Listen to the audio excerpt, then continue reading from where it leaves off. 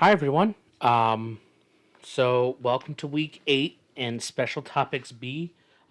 So this is something that I've not talked about really in depth before, but I wanted to spend some time in Intro to Criminal Justice, um, based off of some of the comments and things that I've seen in some of the discussion board posts. I thought it would be worthwhile to talk about this. This is a three-part piece. We're not going to have three videos, but three parts. Uh, Two of them directly relating to things that some of you have talked about in your discussion boards, and one that's closely related to both.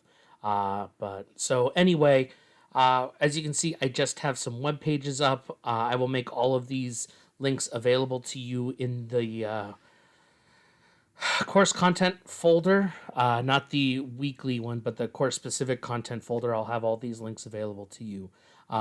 So one of the things that came up a couple different times was the idea of prisoners' rights. Specifically, a lot of talk was access to medical care, and there is a severe issue within the corrections side of the criminal justice system. That's the after they've gone through court. Corrections is all that end stuff. So one thing that's important to know is that there are still rights in prison, and I know we briefly talk about it, but to extend a little bit on it. So things like freedom of speech and freedom of association, freedom of religion, obviously those kinds of amendments, those legal rights that you have, those don't go away. So in particular, this first one, jailhouselaw.org. This is really a breakdown for individuals who may be going to prison. This is a chance for them to understand a little bit about what are the rules, legally speaking, and if they wanted to seek out an attorney, this is things that they would know as well. So the Jailhouse Lawyer's Handbook really goes through some of the big things, like your First Amendment rights are still there. Access to reading materials, and that's an important thing. But obviously, some things that aren't talked about here, which we're going to talk about related to this, is while yes, you have the right to these things, it does not mean that it's always followed through.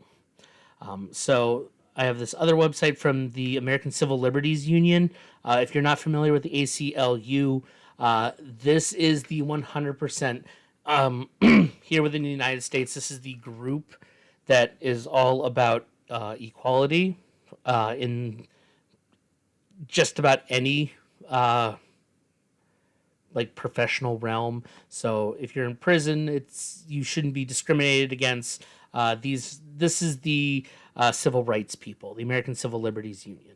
And so they actually have this really cool website for Know Your Rights for a Prisoner, and you can select a prisoner or select a scenario to kind of get an idea. So I experienced assault or excessive force in prison. Just because you're locked up and incarcerated doesn't mean that you're allowed to be attacked or anything like that. So there are rights that you're allowed. I'm facing religious discrimination. I'm experiencing discrimination or abuse in prison because I'm transgender, which I want to talk about briefly here in a second. I'm pregnant in prison. I'm in prison, have a disability. I want to receive publications in the mail, and I want to send and receive mail. These are things that, you're not prevented from.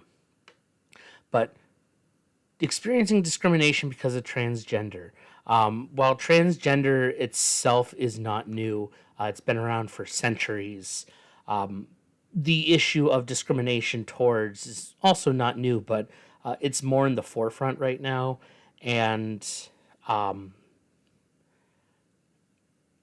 I'm I'm saying it partly because I'm not as aware.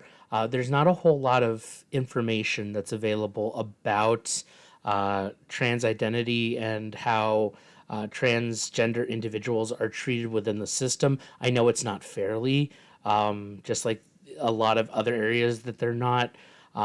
Something that I'm interested in seeing is the possibility of a transgender police officer and those working within the system. As of right now, I don't know of any, but this is one of those things that you don't think about until something comes up. But yeah, so the American Civil Liberties Union really kind of puts out a general kind of rough breakdown of, hey, guess what? While you are in prison, you still have right to information, the right to practice your religion as long as it's clearly, not causing problems, things of that nature. Excuse me. You can't be assaulted. You can't be unreasonably harmed because that's important as well. What I will say is there is legal recourse. Obviously, if you, for whatever reason, were a prisoner and you were in the system and you were subject to excessive force, clearly that is a violation of the Eighth Amendment and you could fight that. But if it's unfounded, which unfortunately you're fighting an uphill battle, while retaliation is said that it doesn't happen, it obviously happens. This is where we say there is a clear issue in general within the criminal justice system of inequality and things of that nature. This is just another part of that. So there are rights for prisoners, but a lot of times just because they have the rights doesn't mean that they're treated fairly. Usually, if it's in a jurisdiction that's fairly open-minded, prisoner rights are very focused and tend to be more positive outcomes. But it is just important to note that, just because you're incarcerated doesn't mean you lose all your rights.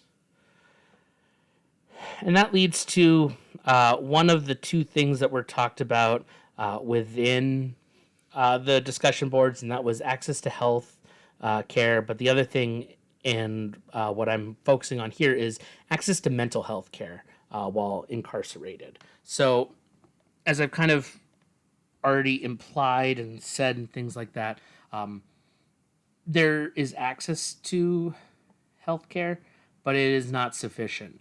Anyone that's worked in the system, and I believe there's some currently in our class now that do, they can confirm that it's not great, if at all. And it is a general issue when it comes to incarceration and how we treat those who are sentenced for criminal activity. And notice the way I phrased it. Access, or not access, wow. I phrase it as those incarcerated for supposed criminal activity. I talked briefly in the special topics A about the Innocence Project, and as we know, there are several individuals who have been found innocent after the fact of their case and were released later. And this is why I mention, not everyone that's in prison is, quote, guilty of committing their crime. And so it's a weird gray area and it's difficult to talk about. But what I wanted to talk about was the fact that, technically speaking, there is a quote-unquote right to access to health care, both mental health and physical health, and it's a problem. So this, just real briefly, like I said, I wanted to focus on mental health because, well, we don't really talk about it that much. I know, like, in general, the wider population, we're talking more about mental health, but we still don't talk about mental health as it affects people who are incarcerated, because a lot of individuals view them as less than.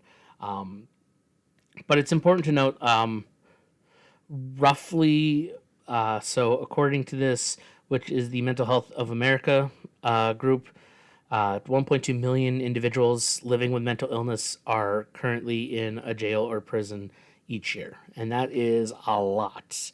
So, Sentencing Project in 2015 ranked the states based on number of people incarcerated uh, per 100,000 residents, and states with less access to mental health care have more adults who are in the criminal justice system. Go figure.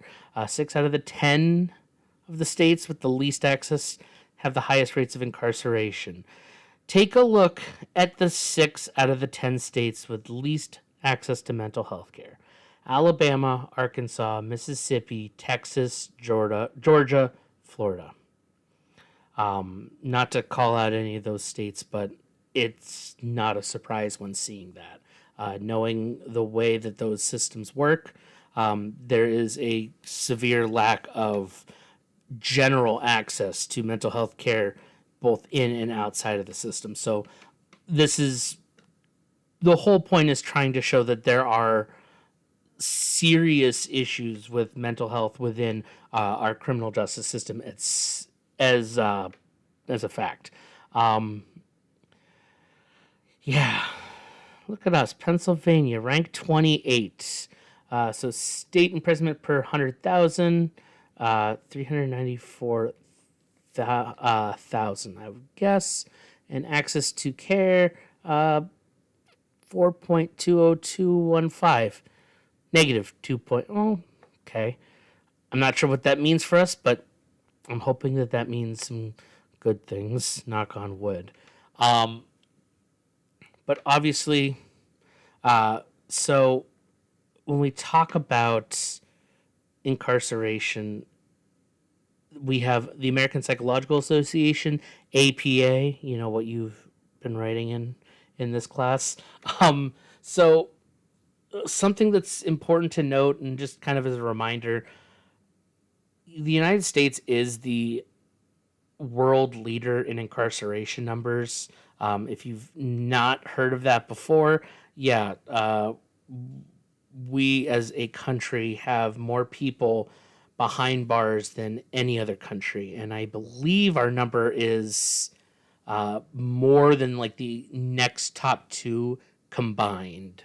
I know it's a big number and it's ridiculous, but um, as we put more and more people in, more and more people have less access to mental health care, less access to health care.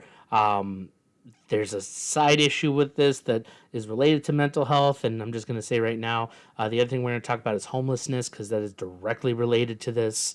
But you can see, going across the board, the U.S. Department of Justice, from 2006, mental health problems of prison and jail inmates.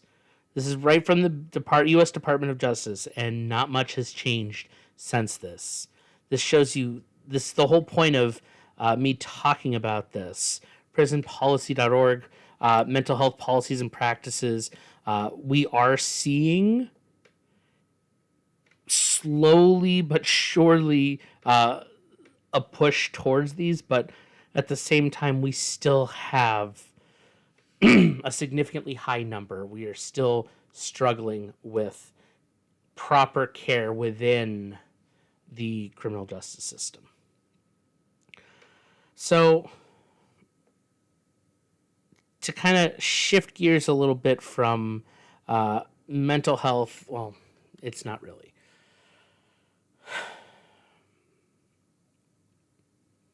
I'm trying to make sure that I phrase this in the correct and appropriate way. A lot of different studies that have been done on homelessness over the past 40, 50 years have found, generally speaking, some of the highest reasons for homelessness is drug addiction, alcohol addiction, so addiction just in general, and mental health. Individuals who have low mental health tend to end up homeless, and it is unfortunate, and it's really sad, and that's why, this is all related to what we're talking about, and that, mental health, if it's poor mental health and you somehow find yourself being homeless, chances are you're going to be incarcerated, and therein lies the tiny bit of what I wanted to talk about, and that is the criminalization of homelessness. Not every state has it, but most states have some kind of local statute law um, that essentially prevents homelessness or punishes homelessness. Um, Back in the early days, it was a straight up crime that you could be arrested for. Now it's a gray area. Um, you can get arrested for particular acts related to homelessness, but not being homeless, that kind of thing. Um, but really, the issue is that this is not just a country problem. This is PA. This is an issue as well. So this is right through the Department of Education, or sorry, not Department of Education, the Department of Community and Economic Development. The Department of Education also has something for Pennsylvania that's related to homelessness, and I'm going to talk about briefly. But homelessness in Pennsylvania, there are emergency shelters and things like that, but um, anyone who has worked with the homeless population or knows someone who is homeless or has experienced homelessness themselves knows that this is not always super available and things like that. Um, Sometimes they're inconvenient. Sometimes they're not as helpful as they seem to be. Sometimes the number of individuals who are homeless greatly outnumber the availability for programs, and this leads to some issues. So what I'm trying to at least say with this is that Pennsylvania and several other states do have some kind of uh, context to help individuals with homelessness, but if you're suffering from mental health issues that are either undiagnosed or unmedicated or not controlled, but uh, kind of not at all even considered, or you are suffering from addiction, it's difficult to seek out these contacts. Sometimes it's difficult to even go about your day. And so this leads to a continuous cycle, and that's kind of across the board. Um, so, yeah, I'll talk about that here in just a second. One thing that's related to all this is that,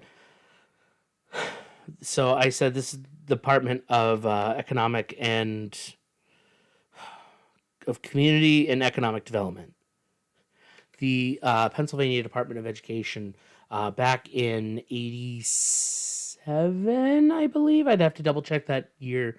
But they passed a law that essentially homeless children and teens uh, are allowed in school and given school lunches and things like that. And as No Child Left Behind, and then the meal program that Michelle Obama, former First Lady, enacted, a lot of it was, to fight against that kind of issue. So the Department of Education is aware of homeless children and teens and tries to do things to help, but they can only do so much. And so that's why, community and economic development, the plan is, get the community involved to help with homelessness. We're going to talk about some issues with that, but this is actually super recent and why I wanted to bring it up. So, Susquehanna Valley lawmaker proposes Bill of Rights for unhoused people. Notice this was run January 26th of this year, so this is brand new. Um, and so, in particular, the whole thing about this is that um, proposing a particular updated bill to that particular area. Hopefully, it could act as a model for all of Pennsylvania. But the idea is that individuals who do not have a permanent residence will not be punished. If you've ever had to apply for a job, one of the things that almost all of them require is what is your permanent home address? This prevents people who are homeless from getting a job. And so then they continue the cycle of I can't get a job, I can't save money, I can't get a place to live or anything to eat, so I can't go to the job, so why go to the job? And it's this endless cycle, and it's not good. So this is a recent small push towards a positive change. Um, so, in general, uh, to kind of back out a little bit from Pennsylvania and talk in general. So, National Coalition for what is it? National Coalition for the Homeless, specifically civil rights and homelessness. Much like individuals who are incarcerated, the homeless population has rights.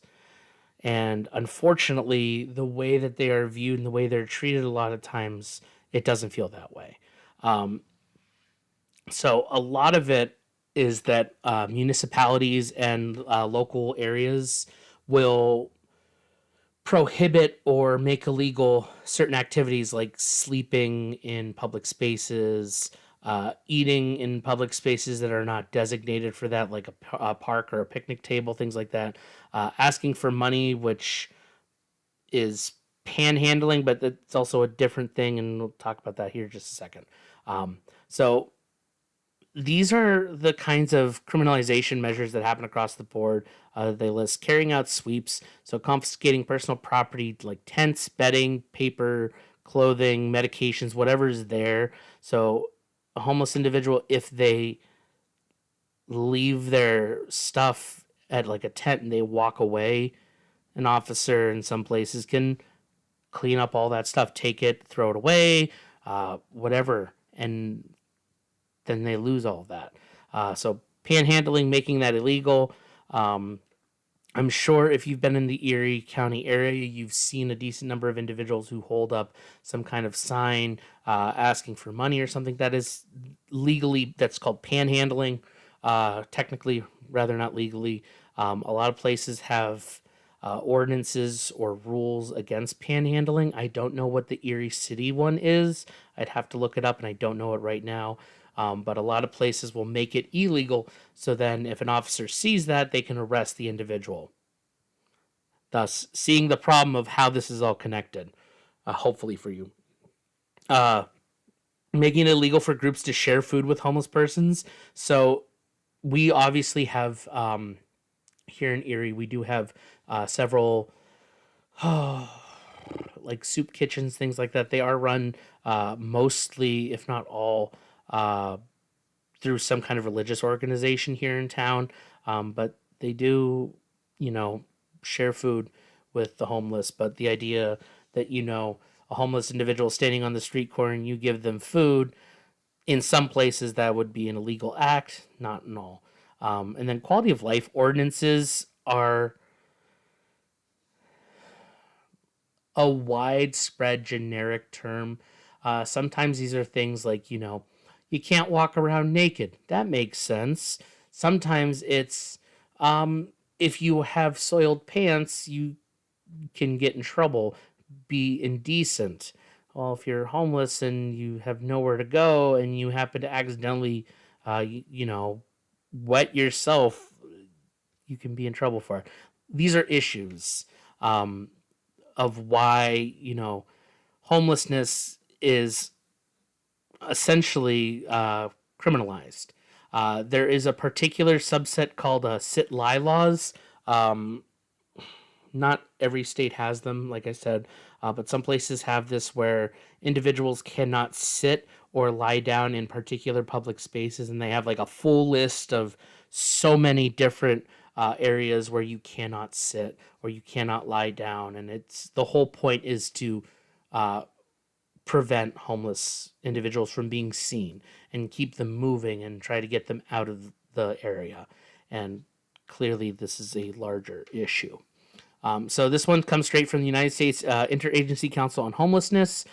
So this is a government, federal government particular group. So this was last updated October of last year. So what I really like is this is from our U.S. federal government, and in particular, and why I wanted to end with this is collaborate, don't criminalize. How communities can effectively and humanely address homelessness. Um, they mentioned that criminalizing homelessness is more common. However, the policies are ineffective, expensive, and actually worsen the tragedy of homelessness. So they go through all this with several shortages of affordable housing, funding that is insufficient to meet the need, and a pandemic that has stretched and already strained systems. Many communities are understandably struggling with how to address it.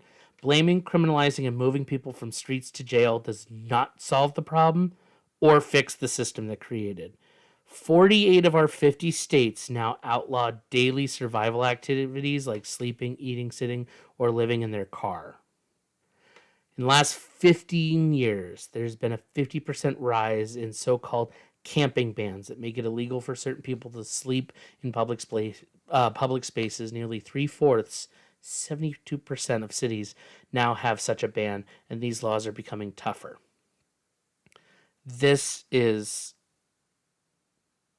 our federal government saying, here's the data, here's the research.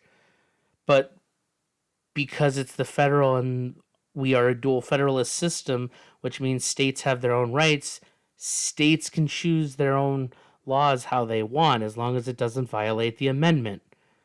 And here we're seeing, is this an issue? But who's going to fight for the homeless? But so several things. They talk about some more pieces. So, there are effective and cost-effective programs, which a lot of them are, actually, giving locations. I actually saw this earlier, and I don't have it on me, unfortunately. But I think like 4 or 5 high-populated areas that had a homelessness problem, by making truly affordable housing that, was a lot lower than even what we call affordable housing is for the homeless, like legitimately cut down the homelessness issue as well as general crime by a significant percent. Like, this is a problem, and we are trying to figure out how to fix it. And unfortunately, there is easy solutions, but it's also complicated. So criminalizing homelessness is expensive. It's important to note, when you sentence someone and put them in prison, that costs a lot of money. The whole process costs money. So this in particular really does, this bold statement is very important. I wanted to emphasize housing is too expensive and there are not enough shelter beds. This really goes back to what I've said before. All the things that we have in place currently is not designed for the large number that we have. And we need to figure out a better way to make this work, and to treat, and this is actually one of the things that this page says, where is it? Treat homelessness as a housing and health crisis, not a problem for the criminal justice system. So while this is currently still a criminal justice system issue, and why I can talk about it, we do need to consider this in a different light. We need to figure out how to better do this. So I guess the sad reality sum up of this special topics in criminal justice is the unfortunate reality that we have criminalized homelessness, and individuals, both the homeless and those who are already incarcerated, should have access to decent and pretty dang good health care and mental health care, and they are not. And despite the fact that they retain, the right to free speech, to religion, to gather as a group, and the right to not be subject to cruel and unusual punishment, but they still get treated as such, we need to address that. We need to hopefully change the law. So that's what I got for you. Sorry it's ending on such a somber note.